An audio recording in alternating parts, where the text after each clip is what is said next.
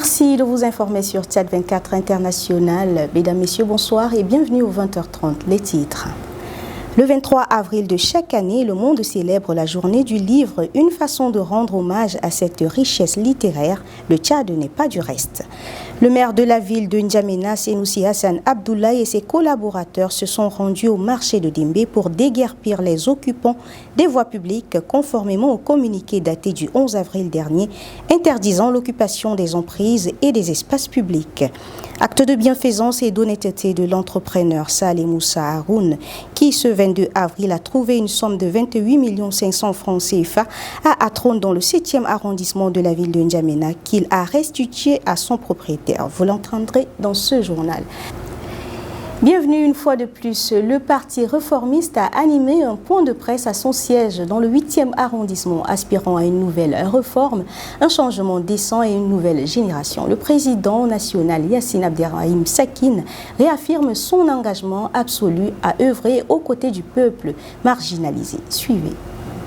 Le Parti réformiste a le devoir de communiquer sa position et sa vision politique à ses militants, sympathisants et à l'ensemble des Tchadiens afin de fédérer les efforts pour la poursuite de ses objectifs et les combats futurs. Autrement dit, est-ce que le Parti réformiste est avec le peuple ou avec la minorité qui pille les ressources de l'État et opprime le peuple? En bon combattant, attristé par la souffrance du peuple tchadien, la position du PR n'a jamais changé pendant la transition et ne changera jamais après la transition. Autrement dit, le PR reste et restera à côté du peuple affamé, assoiffé, méprisé, manipulé, marginalisé et privé de ses droits les plus élémentaires.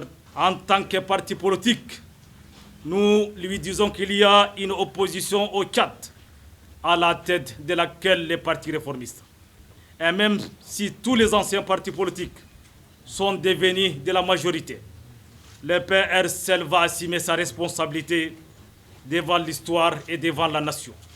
Après la diffusion du communiqué de la mairie de la ville de N'Djamena interdisant les occupations anarchiques des voies publiques, le premier magistrat de la ville, Senoussi Hassan Abdoulaye, accompagné de quelques maires d'arrondissement, a procédé au lancement de cette opération ce matin au marché de Dembé dans le 6e arrondissement, nous dit Hamta Tangassou. Cette opération, qui s'inscrit dans le cadre de l'amélioration de la circulation urbaine et de la salubrité dans la capitale, vise à libérer les trottoirs et espaces publics des occupations anarchiques qui entravent le passage des usagers. Dans son allocution, le maire de la commune de N'Djamena, Senoussi Hassan Abdoulaye, a déclaré que cette action est lancée pour le bien-être collectif et maintenir l'ordre dans la ville. Aujourd'hui, nous avons la ferme détermination pour la première fois de libérer toutes les voies publiques de la ville de N'Djamena.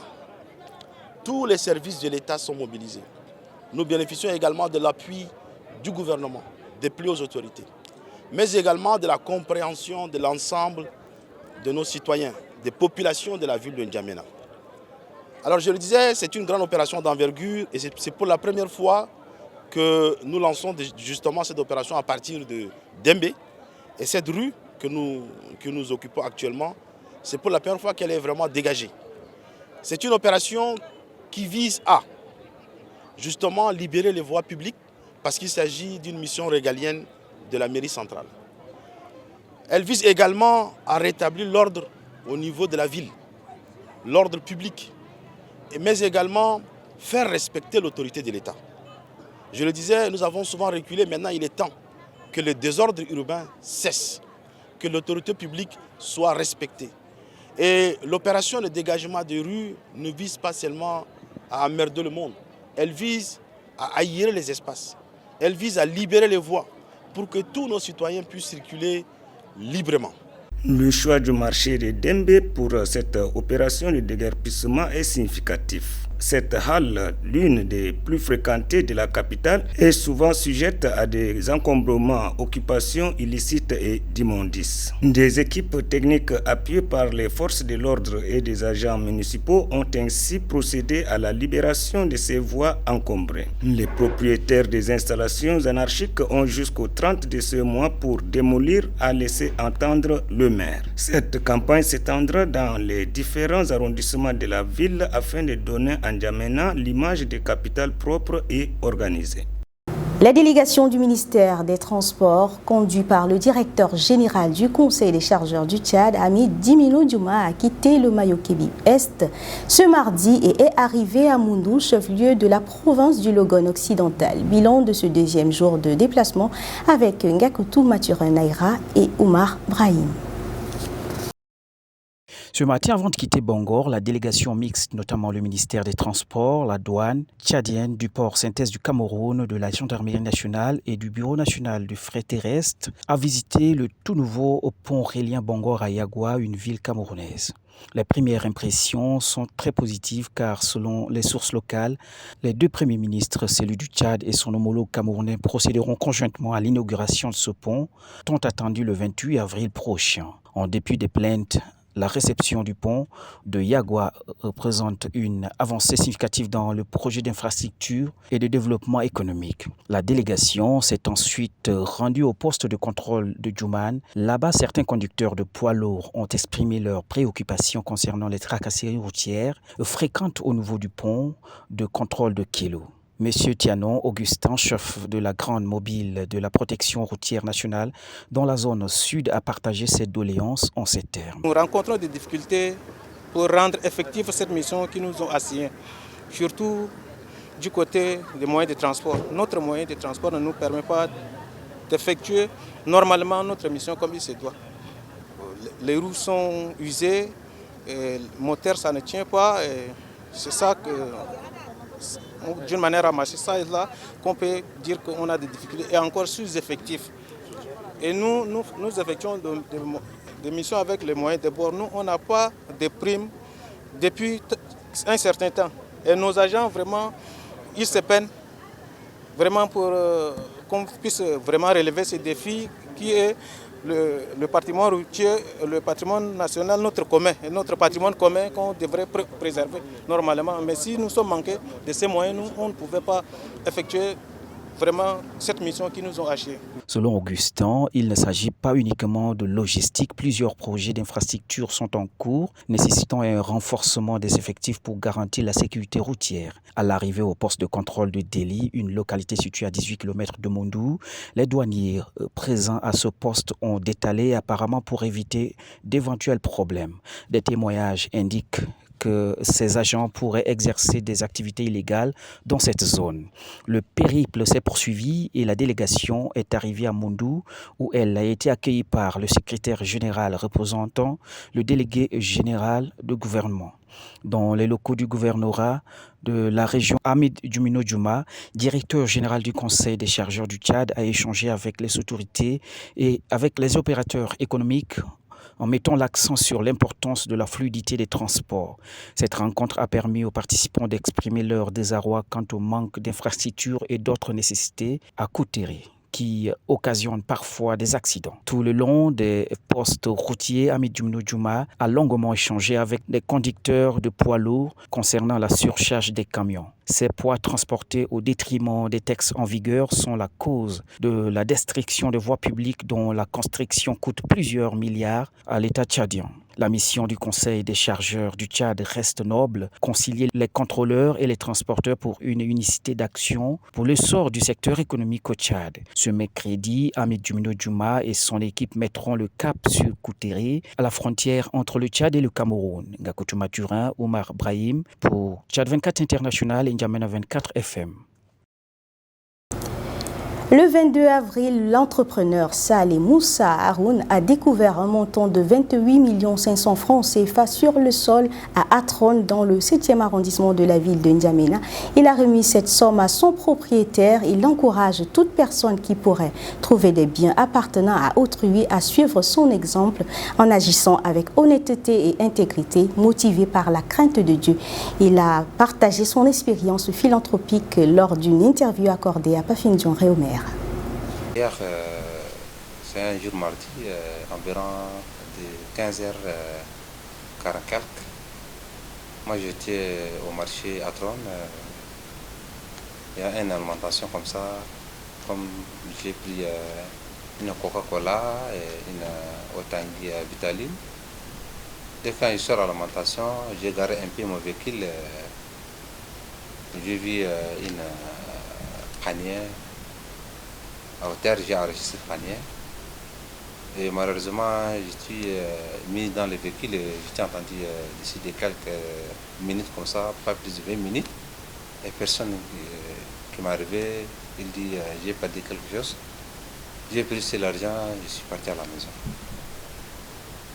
À l'époque, j'ai un voisin comme ça à l'âge de 60 ans. Je lui ai appelé, j'ai dit je suis arraché un panier sur le terre, mais au panier, quoi, je ne savais pas. On a ouvert ce panier, malheureusement, on a vu une somme de l'argent avec une enveloppe couleur rouge bleu comme ça, avec un papier médical, avec un papier, un nini. On a compté sur l'argent, donc l'argent était 28 500 000 francs CFA. Donc on a compté, on a tourné les papiers, on a vérifié, on a trouvé un numéro Tigo 95 25 et on a appelé à la propriétaire. J'ai dit allô, j'ai vu une femme, elle est en train de pleurer, presque déjà 10 minutes, il a reconnu ce téléphone et quelques instants, sa sœur qui m'a appelé, il a dit oui, ça c'est ma sœur, mais il a un problème d'AVC ou bien un problème cardiologique, on ne sait même pas, mais il était à venir. Pour cela, est-ce qu'il a perdu quelque chose? Il a dit qu'il a perdu quelque chose aujourd'hui matin au marché d'Atron au quartier Gassi. J'ai dit, moi j'ai arraché l'argent, malheureusement, c'est l'argent qui appartient à eux. On a compté, et on a donné à ça l'argent à eux. Ils m'ont donné une récompense de 500 000, mais non, moi j'étais refusé, et je ne prends pas ces récompenses. Quand j'ai pris ces récompenses de 500 000, je n'arrive pas à les donner de 28 500 000. Oui, c'est pour cela. Tchadien, sudiste ou bien musulman ou bien soit chrétien, qui va mourir et qui va juger demain sur Dieu. Mais l'argent, je vais prendre, acheter des maisons, des voitures, je vais marier, je vais faire tout, mais demain Dieu qui m'a jugé. C'est pour cela. Tout un citoyen tchadien ou bien tchadienne, quand ils vont voir quelque chose au terre, il n'a qu'à remettre à sa propriétaire. Chaque 23 avril, le monde entier rend hommage à la richesse de la littérature et à ceux qui la créent. La Journée mondiale du livre et du droit d'auteur, instaurée par l'UNESCO en 1995, célèbre le pouvoir des mots et l'importance de la lecture dans nos vies. À cette occasion, le directeur général de la Bibliothèque nationale, Hassan Idriss, invite la jeunesse à lire et à écrire.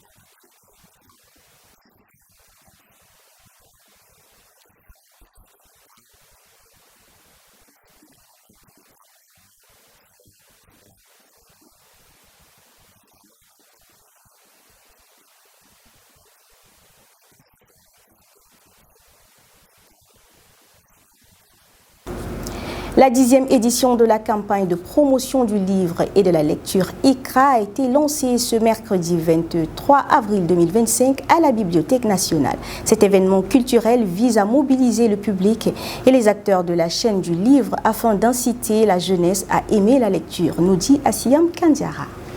Placée sous le thème « Une nation qui lit, une nation immortelle », la cérémonie commémorative de la campagne ICRA 10e édition est une tribune servant à consolider et à maintenir la culture de la lecture. Initiée en avril 2014 à l'occasion de la Journée mondiale du livre et du droit d'auteur, la campagne de promotion du livre et de la lecture se veut la base de la connaissance du monde et de la renaissance des sociétés, ainsi que du développement communautaire. Le président du Centre culturel pour la recherche et les études africaines, Dr Hagar Mahamad Ahmad, considère cette campagne comme une occasion d'inciter la jeunesse à aimer la lecture.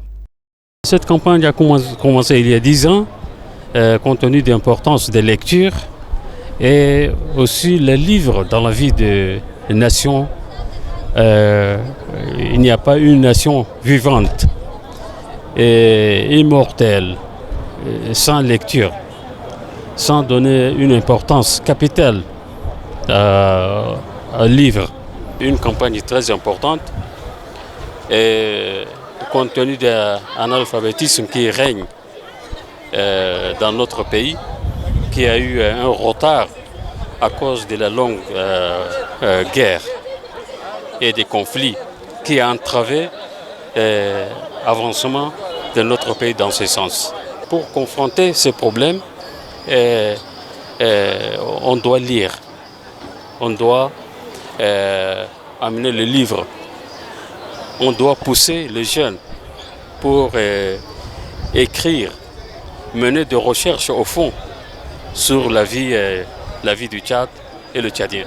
Plus de 30 bibliothèques locales, bibliothèques scolaires et familiales et maisons d'édition participent à ce rendez-vous en disposant d'une riche variété de livres et de connaissances qui répondent à tous les intérêts des visiteurs et des amateurs de lecture et d'écriture. Commencée ce 23 avril, la 10e édition de la campagne de promotion du livre et de la lecture s'achèvera le 27 de ce mois. Faisons un tour dans le monde pour marquer un temps d'arrêt en Éthiopie où plus de 650 000 personnes sont privées d'aide humanitaire. Au Mali, des habitants font la découverte macabre de plusieurs dizaines de corps près du camp militaire. Pendant ce temps, au Cameroun, le gouvernement lance la 2e édition des Journées camerounaises de l'intelligence artificielle. Joël Gauthier-Mana. Mali, plusieurs corps découverts près d'un camp militaire dans l'ouest. Des dizaines de corps ont été découverts près du camp militaire de Kouala, dans la région de Koulirkoro, à l'ouest du Mali. Une découverte macabre faite dans la nuit du 21 au 22 avril. Selon plusieurs témoignages, ce sont les proches des victimes, à la recherche de leur famille, qui ont fait cette découverte. Ces personnes tuées avaient été arrêtées par l'armée malienne et les paramilitaires de Wagner le 12 avril 2025 à Sebabougou, dans le cercle de Djema. Face aux corps en état de décomposition avancée, les cadavres n'ont pas été identifiés par leurs proches. Pour l'instant, le nombre exact de corps retrouvés ne peut être déterminé. En Éthiopie, 650 000 femmes et enfants seront privés d'aide alimentaire.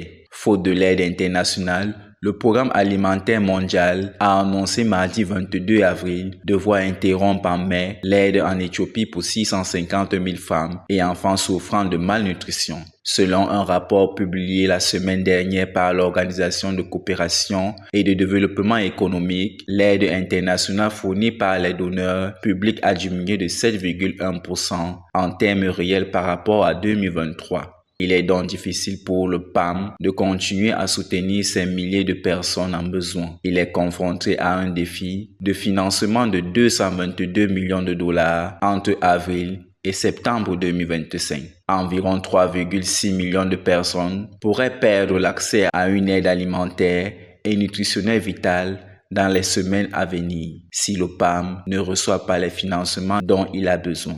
En Tunisie, l'avocat de l'opposition Ahmed Sawab aux arrêts. Il a été arrêté lundi dernier par la police tunisienne après la perquisition de son domicile. La porte-parole du pôle judiciaire de lutte contre le terrorisme a indiqué que le parquet près de la cour d'appel de Tunis avait ordonné l'ouverture d'une enquête contre Sawab suite à des déclarations qu'il avait faites dans une vidéo diffusée sur les réseaux sociaux où il apparaissait devant le barreau des avocats le 19 avril dernier. Il est ainsi accusé de menaces, de commettre des actes terroristes, tentative d'influencer des décisions judiciaires, mise en danger de la vie d'une personne protégée, ainsi que des menaces de sanctions pénales. Cette arrestation fait suite à la condamnation samedi par le tribunal tunisien de l'un des dirigeants de l'opposition dont l'avocat était en charge. Il a été condamné à des peines de prison allant jusqu'à 66 ans pour complot contre la sécurité de l'État. Une chose que Sawab n'a pas digérée en déclarant « De toute ma vie, je n'ai jamais assisté à un procès comme celui-ci. C'est une farce. Les sentences sont toutes faites et ce qui se passe est un scandale et une honte. » Rappelons que Sawab est un opposant au président Kais Saied et membre de l'équipe de défense des accusés dans l'affaire dite de complot contre la sécurité de l'État. Au Cameroun, la deuxième édition des Journées camerounaises de l'intelligence artificielle a été officiellement lancée le 22 avril 2025 sous le thème « L'IA et développement économique, innover pour transformer ». Sa conférence a eu lieu à l'hôtel Hilton dans la ville de Yaoundé. Il a été question lors de cette première exposition, à travers la conférence, d'explorer le potentiel de l'intelligence artificielle comme moteur du développement économique au Cameroun et en Afrique. En comprenant le rôle des États et des humains dans la mise en œuvre de l'intelligence artificielle, les participants pourront exploiter les avantages de cette technologie. Était présent à ce lancement Mohamedou Saoudi, secrétaire général du ministère des Postes et Télécommunications, représentant la ministre Minette Libom Liken, bien que celle-ci a prononcé son discours par vidéoconférence.